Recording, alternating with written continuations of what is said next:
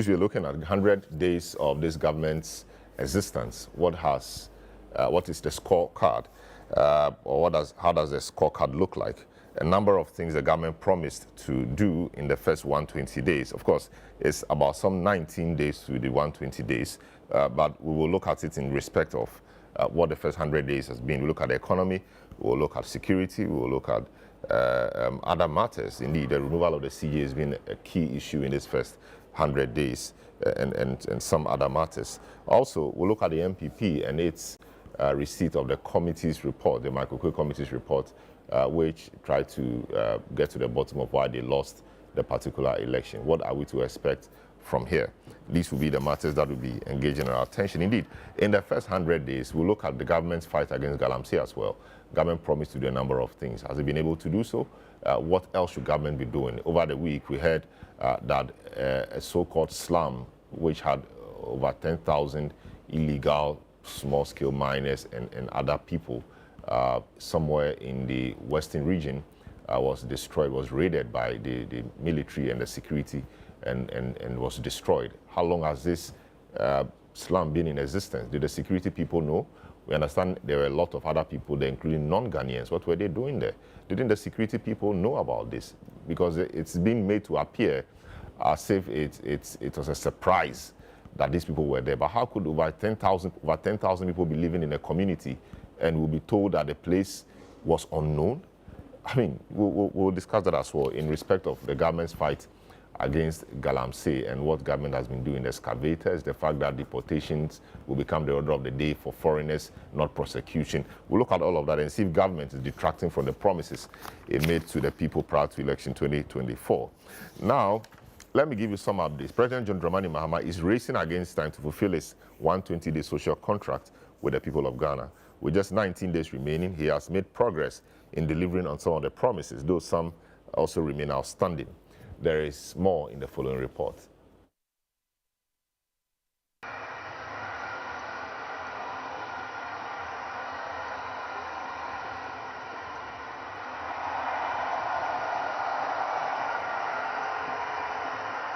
Friday, April 18, 2025 marks exactly 101 days since President John Dramani Mahama was sworn into office for an unprecedented second term. As part of his first 120-day social contract, President Mahama pledged to complete 26 key initiatives within the first 4 months of his administration. So far, out of the 26, 9 have been completed. These include the nomination of a full list of cabinet ministers completed within 14 days, the formation of a leaner government, hosting a national economic dialogue, organizing a national education dialogue, rolling out the no academic fee policy, launching the Tree for Life and Blue Water initiatives, introduction of the 1 Million Coders program, the launch of Mahama Cares, and the abolition of selected taxes, including the e-levy on mobile money, taxes on bet winnings, and the emissions levy. Okay, I've just given assent to the repeal of the famous e-levy bill. Promises delivered.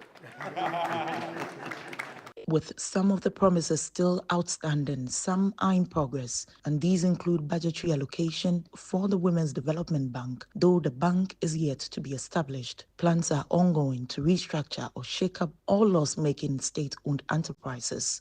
Funding has also been set aside for the commencement of free sanitary pad distribution. There are ongoing investigations into key national issues, including the SkyTrain project, the National Cathedral, and the killing of journalist Ahmed Swali. The investigation of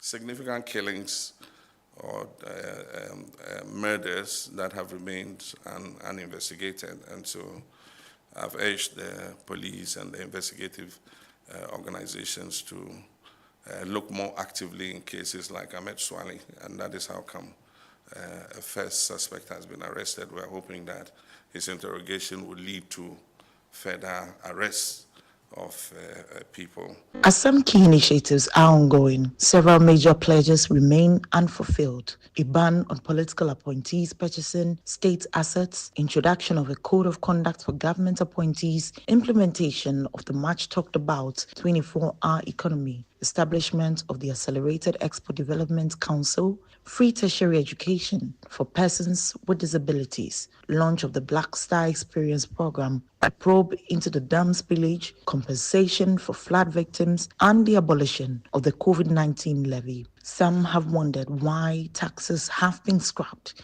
yet the COVID-19 still remains in place. I'm hoping for the COVID tax to be scrapped because they also promised, and that one it will affect our fuel. So we are hoping, because you know, e-levy you can dodge. Me, if not the banks who were not doing their work well, I never pay e-levy because you can dodge. It's convenient for you not to transfer the money on the platform. You can do it other way. But the COVID tax, you cannot do it when you buy a product, you are going to pay. However, government has assured that the levy will be scrapped by the end of 2025. President Mahama and his government, we are keeping our promises, the promises that we made to you. There is only one tax left now. We promised that 4 will go. We've done 3. It's left with the COVID levy. And I assure you that in the next budget, you are going to see that. The opposition New Patriotic Party is also mounting pressure on the government to stay true to its word. Is gravely off track, and I think that it goes to prove the point that the NDC talk or they bit more than they can chew. And right now, they're just going to be playing with us with words and excuses until the 4 years is up. But clearly, what they have committed themselves to in 120 days with 19 or so days outstanding, he cannot deliver on this promise. The president has vowed to ensure that all 26 promises under the 120-day social contract are delivered. All of you are supposed to focus on your sectors and work so that we achieve all the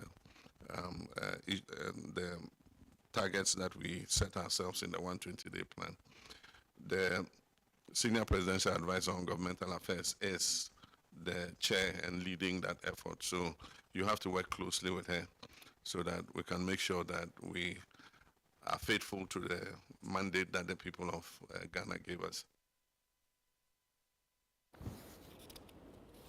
All right, so that was a report filed by Akosua Ochre on some of the promises and achievements and outstanding ones by the government of John Dramani Mahama. This morning on the program, we have Richard Ahiagba, Director of Communications of the MPP, Dr. John Osai Kwapon, Political Scientist and a Fellow of the CDD. We'll be joined also by Inu Safuseni, Honorable, former Member of Parliament for Tamale Central and Minister for several portfolios. Musa Dankwa, the pollster, Global Info Analytics, he will also join us. And then Justice Abdullah, who's a private legal practitioner, will also join us. So, gentlemen, you are welcome. Thank you. How have you been, Dr. Kapon? Good to see you after a very long while. We've just been speaking on Zoom. Yes. Happy to see you in person. We're discussing the government's achievements so far, or the government's performance so far. Over the week, government 100 days old. Of course, their promises, a lot of them said they were going to achieve those in the first 120 days. But we want to see how things have panned out so far. What's your general assessment of the 100-day-old government, or 102-day-old government? What's your general assessment of it so far? Good morning once again. So let me preface my comments first by saying that I'm always baffled why politicians would always want to set hard, fast deadlines around certain things as they're trying to win office. Because it takes more than, there are some things that I can see a government accomplishing in 120 days, right? Trying to put your government together in terms of your nominees, getting them vetted and, fully into office. Some basic administrative reorganization things, putting your budget together, announcing your major key policy initiatives. Those you can do within 120 days if you must set yourself some hard, fast deadlines. But the extent to which you are able to implement policies and have Ghanaians begin to feel the material effect of those policies takes more than 120 days to be able to accomplish. But my initial overall assessment is that, for me, I believe that the John Mahama administration is trying to set a different tone, at least from my observation, compared to his first administration and what led to his loss in 2016. Putting a government together, ensuring that he's sticking with his promise of no more than 60 ministers, some of those, key things, low-hanging fruits that you can immediately tackle. The e-levy, a very unpopular policy. If you look at Afrobarometer around 10, is the only government policy from the erstwhile government that Ghanaians were not in support of. That has been accomplished. But you also still have quite a number of things outstanding. Overall, though, my initial assessment is that, again, if you look at the budget, they've signaled where they want to place their priorities, how they want to spend or not spend, all of those things. They are putting in place, at least for me, a good framework that would allow them to govern the way President Mahama foresees his government governing.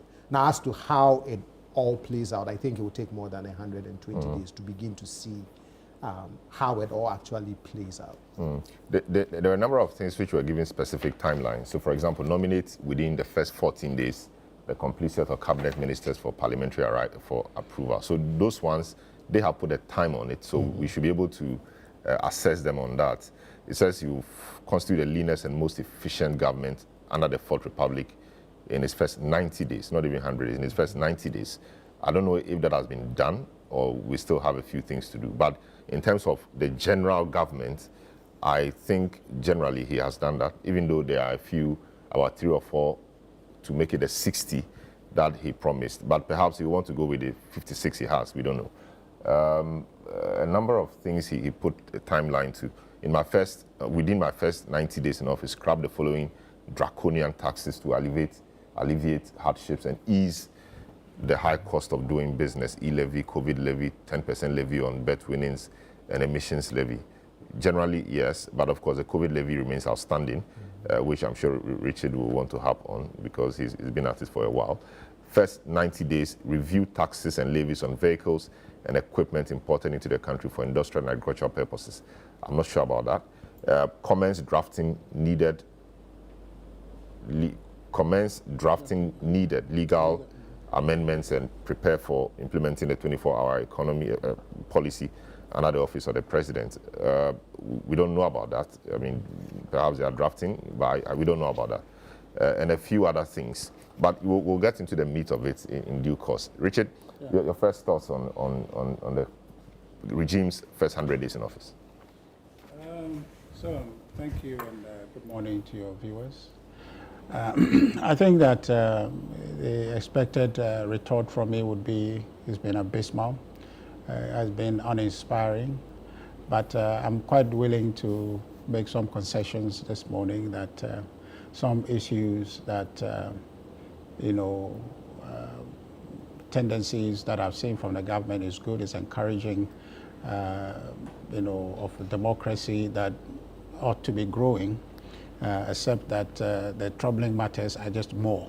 And so that if I say that it's been abysmal, it is not because I'm trying to be mischievous. It's only to underscore that I've tried hard to find good spots, but I just can't find it. Because, you see, on a matter of democracy, I think that the president is taking either intended or unintended aim at our democracy, at the core of our democracy. This whole business of trying to remove the Chief Justice, it cannot be apologized for. Then nobody can convince me that it makes any democratic sense, okay, in terms of the practice and the furtherance of of democracy in our country, removing Chief Justice does not make any rational sense.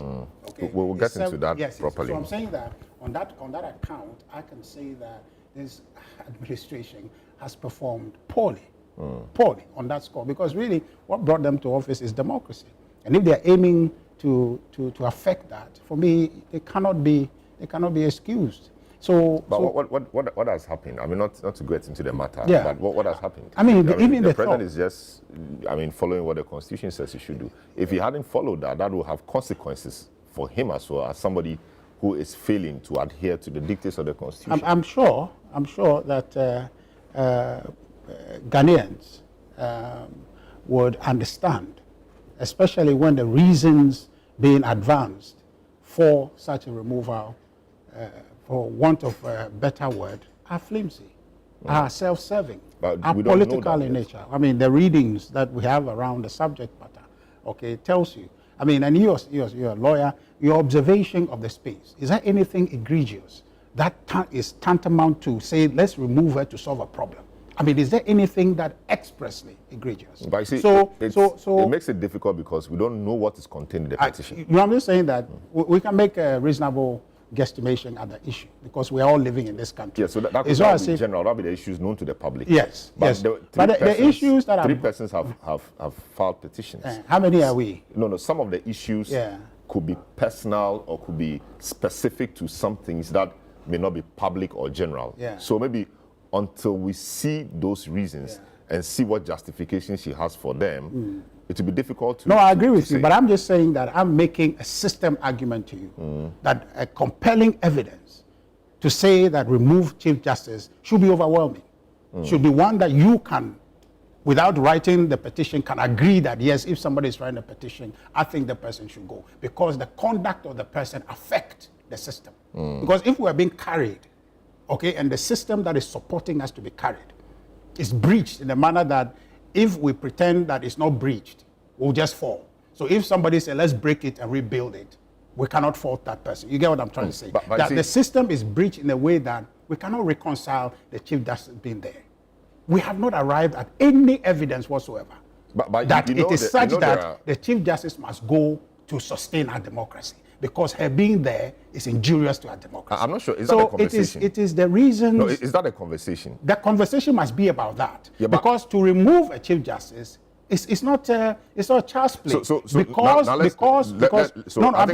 a good place to start. Yes, right? Yes. Because you know, the Chief Justice or the judiciary is not isolated from the general laws of the country. Absolutely. And there's a way the law says that if you have a problem with a justice of the Superior Court or the Chief Justice for that matter, you deal with it in a certain manner.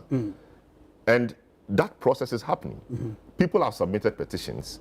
The president has no view on the petition as far as we know now. He has ferried the petition to the Council of State, which is the right thing to do. While doing that, the lady, the Chief Justice, Honorable, wanted a view or wanted to also have a bite at the allegation. She wanted to see it, even though it wasn't expressly stated that she should be given. But for fairness' sake, she was given the opportunity to have a bite at the issue. She's responded. Council of State is sat on the matter or sitting on the matter. We understand they are almost done. They will take their recommendations back to the president. The president will then form a view about what the prima facie situation will look like. So this is all scripted, this is all documented. And if it so happens, and mind you, the people on the Council of State are persons of high repute. Sufaya Kufu, Justice Adinira, Doa Jaho, all of those guys are there and they'll be key in this decision making. Sufaya Kufu is not new to prima facie establishment. She established a prima facie against Charlotte Osei. So she knows what it is. And she's been on the bench for the longest time in our republic. So these are persons we should accord some respect and some reverence in terms of the matters. We can't say all these people seated around the table will be unfair if the facts show a certain, or the facts are in a certain direction. So I think as part of maintaining institutions and strengthening institutions, we need to believe in the wisdom of these eminent people we have assembled around the Council of State. There's no doubt about that. So why don't we trust what their judgment will be on the matter? We can trust in any case, many of them have been on the Supreme Court bench. We've trusted their verdicts. Yeah, Speaker of Parliament is there. We've trusted how he has dealt with Parliament, ruling on matters here and there. And we are here as a republic. Yeah, you know, I don't doubt that. But the point is that we must recognize that in the scheme of things, this is the People's Republic, okay? This is a democracy that we, the people, have endorsed, and a few have been selected to, you know, lead its management and sustenance. Now, matters to do with, and you know, the judiciary is a key plank, okay, in our setup. And so, therefore, if you're aiming at that, the matter should be expressed.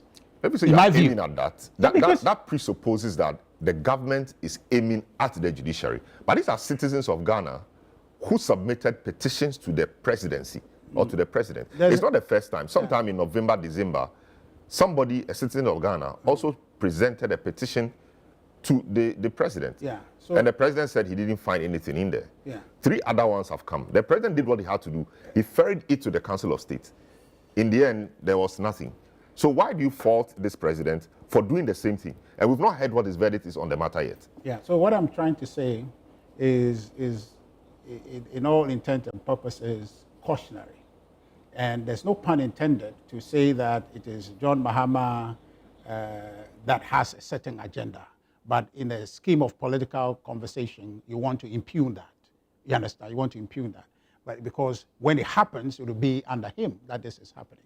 But I'm just saying that I'm worried, really worried, that we will create such a precedent, because you cannot hold the hand of a future president, okay, who has some tendency or certain agenda, okay, to say that I will also do that because there's a precedent that happened before. So they can cook the ideas as to what the reasons are. Look, where you are seated now, you can find 101 reasons why President Mahama should be impeached. You can do that. But is it something we should engage in? No. Right now, my fear, okay, is that right now you have a petition, okay, against the EC. I've seen about 3 of them. I read them way back in January 17, the last one I saw, where it was presented to the president, January 17. That is on the president's desk as we speak. Why hasn't it ferried that one to the Chief Justice? Why? What is that petition waiting for in his office? What do you think it's waiting for? If what you mean, if what you say is true, there's a petition there. Why do you think it's waiting? There is. So it is true. He has petition against Charlotte Osei and the rest, which is sitting. Jean Mensah, Boss Basari, and company. That is in his office. Received before these things about Chief Justice. You know that for a fact. I know that for a fact. So why do you think it's waiting? Well, you can make the educated guess. I don't know. I'm saying you can make educated guess to say that Chief Justice must give way for these petitions to go. Political, you can make that.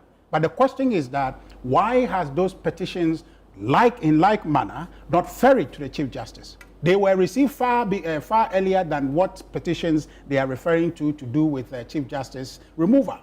That is being acted on. And you know that the removal of the EC falls squarely under the Chief Justice. So she will have to establish a case and proceeding from there, set up a committee to investigate that. Why hasn't that petition been forwarded? And if you are following a logical reasoning, then you will say.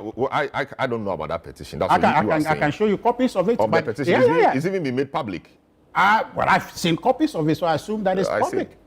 Even your network may have reported on submissions of those petitions to the president. If I stop talking, I'll look for it and share with you, right?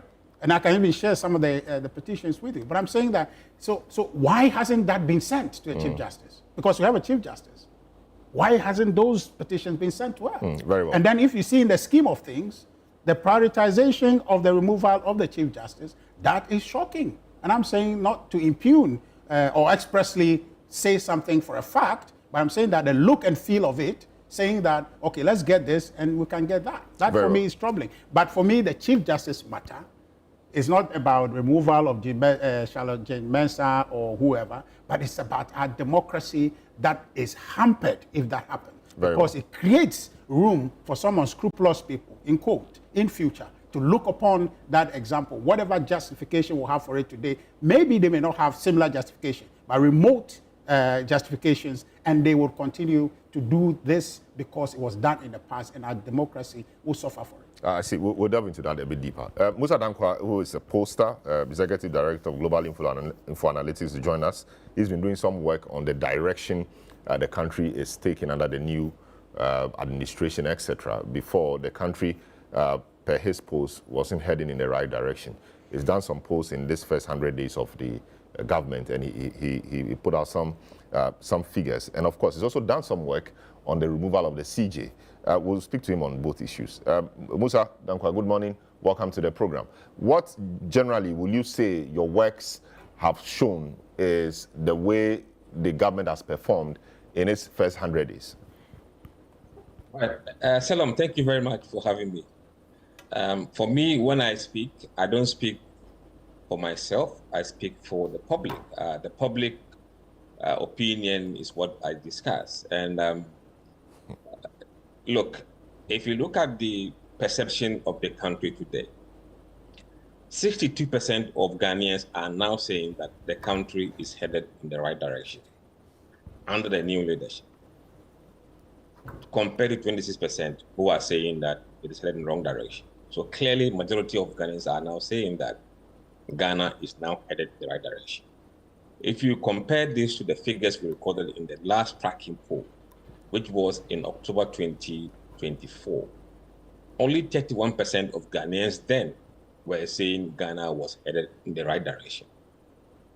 And 62% at the time were saying that we're headed in the wrong direction. So there's a flip from wrong direction to right direction. That's the first point to emphasize here.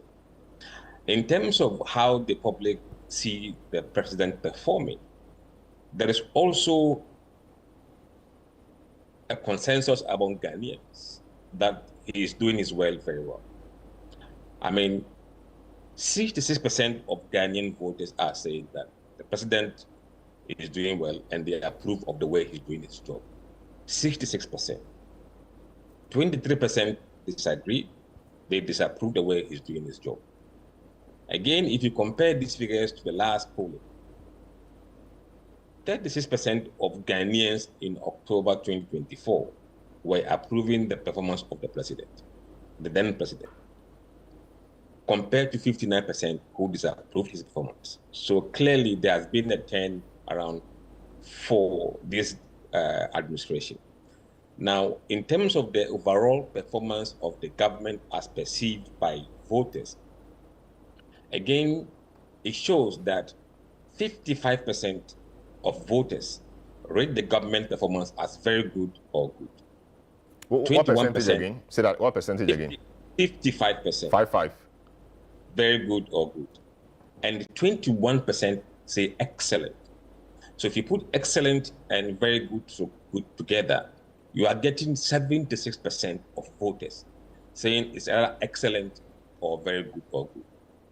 Only 9% are saying average, and 15% are saying poor or very poor. So this is the verdict of Ghanaians in the first 90 days we measured. I know it's a poll you did, or a survey of a sort. I mean, the poll, but the questions did not drill down to understand why they think he was performing excellently or doing very good. They did not say. There was no question to that effect to drill down further. These are close-ended questions. If those who care want to find out more, they can go back and find out why he's doing that well. These are polls, snappy and close-ended. Could it be that, so now analyzing those figures or this report, could it be that because the government is new, Ghanaians are willing to give it some time to settle? So we have the honeymoon period, and a lot of the problems we may have in the first few days could easily be attributed to the former government. So, for example, in the first few days, we saw some matters with energy, the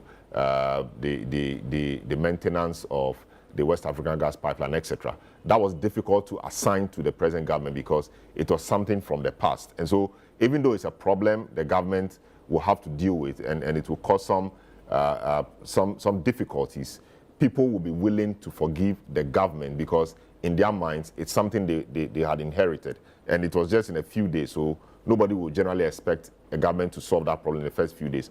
Wouldn't we say that some of these considerations would have affected the huge numbers we are seeing for the president's approval and the way he's doing his work?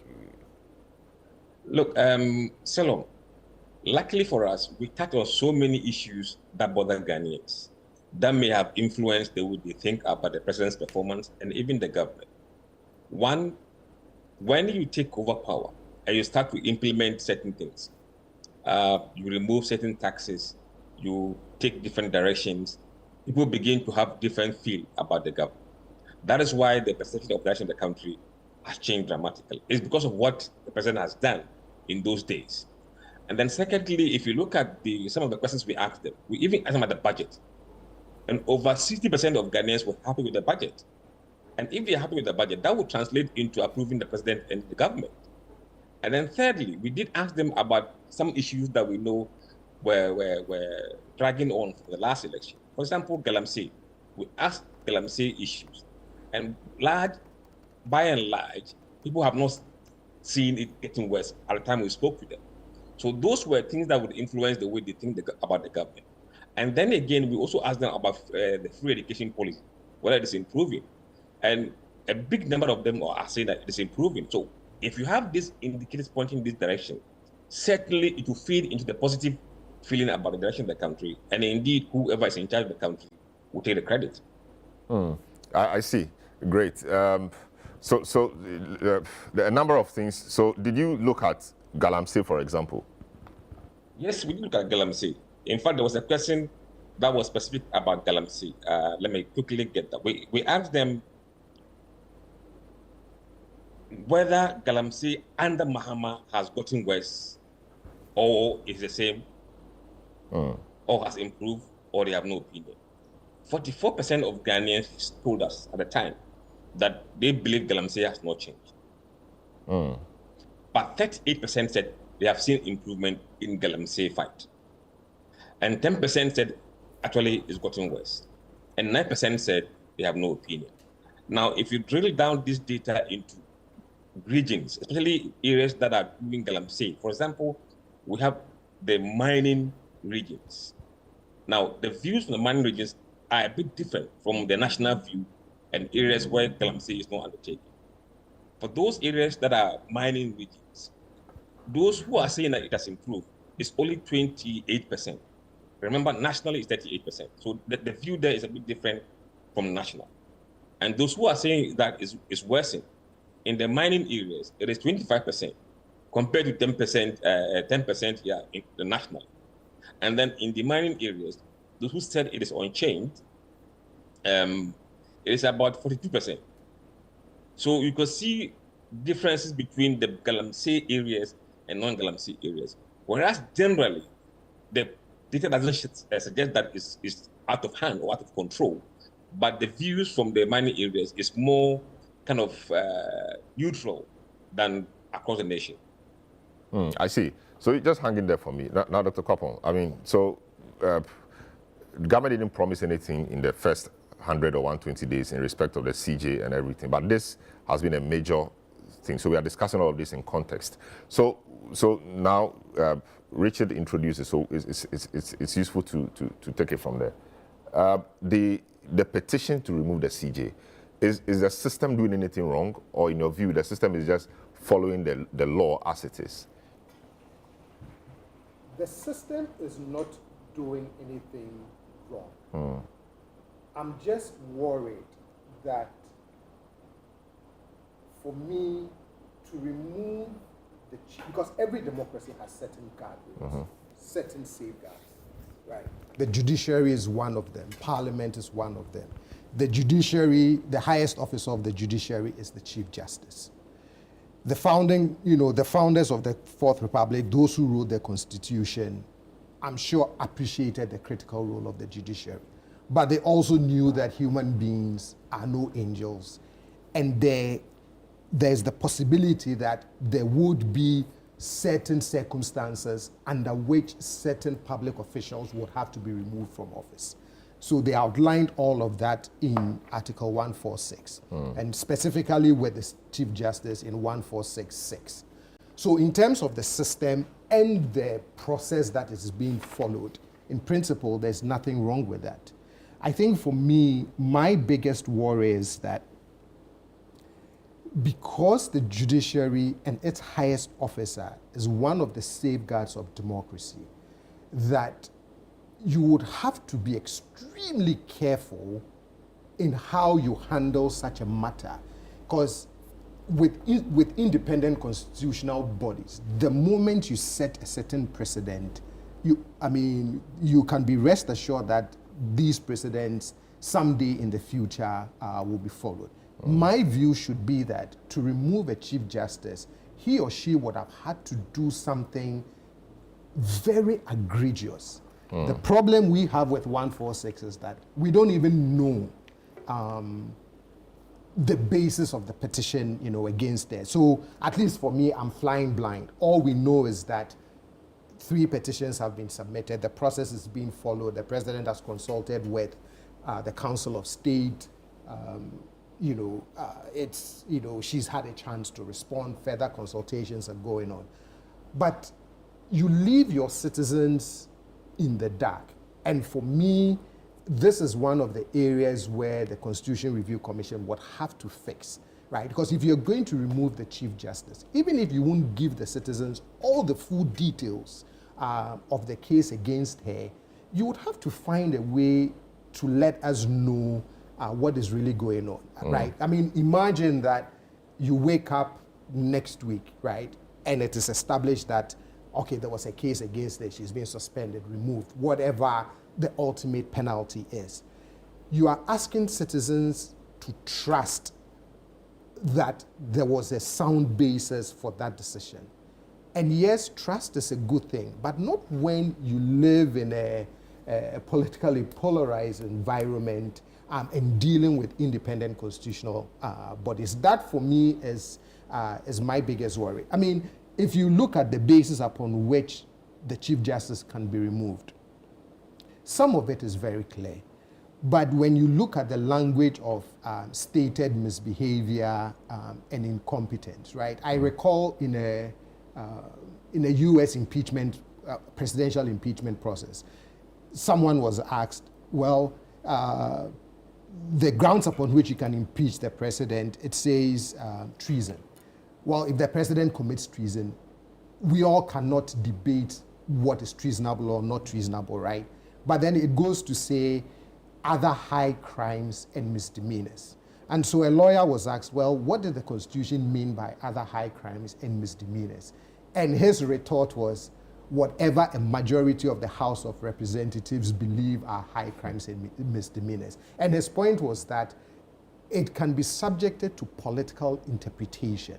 And because it can be subjected to political interpretation, that is why you need a process that safeguards against that political interpretation of what certain clauses mean. I'm applying the same principle here that says some of the things are clear, but when you say stated misbehavior or incompetence, right, it can be subjective. That is why, again, for me, you can't have a process that, in my opinion, is the Constitution has designed it in such a way that it is shrouded in a lot of mystery and unknowns. Because to remove the highest officer of the judiciary, you would definitely have to give the public something. Yes, I know the Constitution doesn't say that, and hopefully the Constitution would fix it. But for me, it has to be something egregious. And at this point, I don't even know the extent of the case against the Chief Justice. That's the difficulty we all have. Yeah. Stated misbehavior, incompetence, and the third one being inability to perform functions arising from infirmity of body or mind. That is separate. Yeah.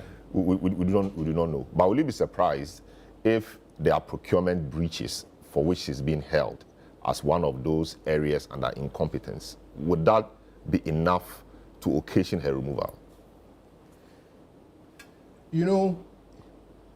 There are administrative ways of fixing procurement breaches. Yes, procurement breaches, you've broken the law, right?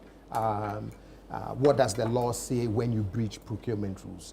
Again, if that is it, and the extent to which those laws were breached, I would expect that a Chief Justice who oversees our entire judicial system, if indeed they have broken laws around procurement, then it does rise to that level of,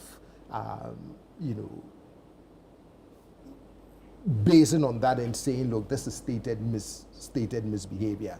But again, we don't know. But for me, it would be one of those grounds that says you broke the law must apply. So if a situation like that arises, you won't have so much qualms about it, that occasion her removal? No, I won't have so much qualms about it, right? I mean, if you've breached the laws of the land, right, regardless of how big or how small, right, and whatever the penalties are for that, then you must face the consequences for breaching the law. I see. So your concerns are noted that, we don't have to create a situation where maybe anybody comes and slightest thing, we petition for the CJ to be removed, a precedent would have been set. And I think Richard also echoes the same views. But Richard, how about people who say that nobody's above the law? So, and indeed, you have said that the president or the system is doing nothing wrong, and it is the law. Is the law we are following. And all the difficulties you have expressed are difficulties inherent in the law. So we cannot blame ourselves now for following the law. The law must be fixed first before we think about things like that. But the concern is, we've seen this play out in the past before. We talk about independent constitutional bodies. The Electoral Commission is one of those. The system, again, following the same law, the same principles, against counsel from people like we are seeing today, went through the process and got Charlotte Osei out of the way. Would that not be the same thing we are seeing? At least in the case of Charlotte Osei, we saw her removed. This one, she's not been removed yet. Tomorrow the president will come and tell us that no prima facie case has been made out against her, and all the shouts and things would amount to nothing. So we don't know that yet, but we are just thinking afar, perhaps it will happen. But a precedent has been set, and we didn't see anything wrong with it. We were of the view that once what the lady did was wrong, and she's been punished by law, that's fair, so we should move on. Why shouldn't we apply the same yardstick to this particular one? Yeah.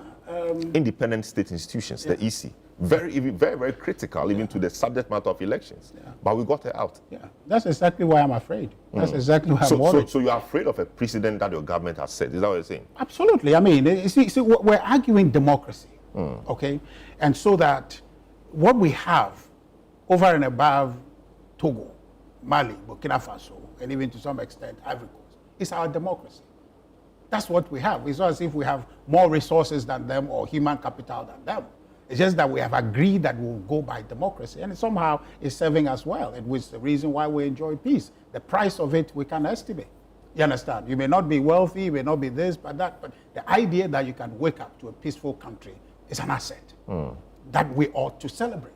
And so that's what we are guarding against, so that you have people in the future who will see this precedent, okay, and say, because other people did it and nobody said anything, it's possible to do it. After all, we're just following the law.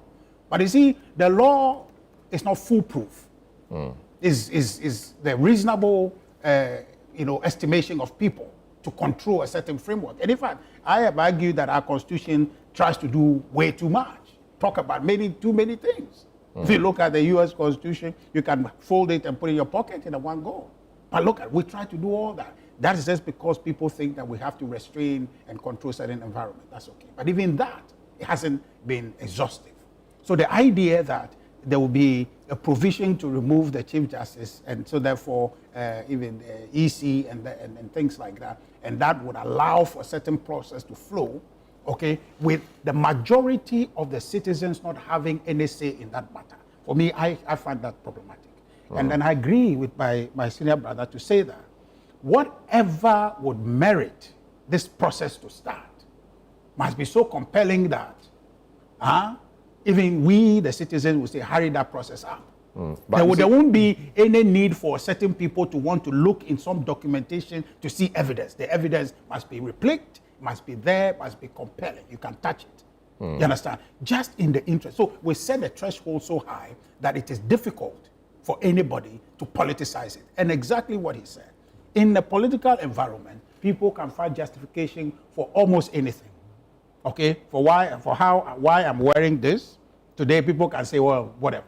In political space, people can find reasons for it. So we must set the threshold so high. My appeal to the president is that, yes, Constitution said that, but I don't think that Ghanaians will fault him if he did this in the interest of our country, to say that, look, for this one, it is a step too far. We haven't gotten the evidence such that we'll do that. I don't think that is necessary. Is that what we need? We don't need that at all. But we don't know the evidence. Well, I'm saying that we the don't evidence, know the evidence. the evidence. And you see, so talking about institutions, Yeah. the Council of State is an institution. Yeah. I've mentioned some of the eminent persons on the Council of State who surely will have a view or two on the ongoing matter. Yeah. We've trusted them in other positions. Yeah. CJ, Sufai Kufu, Justice Adinira, Dua Jaho. We've trusted these people. They have now congregated around the table in a different capacity. Yeah. Why are we thinking that they will do what is not right? Well, I mean, it's a human institution. They're subject to fallibility. I'm not saying that they are, but I'm saying that that tendency, you must make that reasonable accommodation for any human institution. Their good intentions will be there, but there's politics laced in all of these things. You ought to be very clear about that. So I'm saying that while it may make reasonable sense according to Constitution, some people are scribble petition, okay, we shouldn't proceed in that direction if we know that is going to set a bad example for future people to exploit.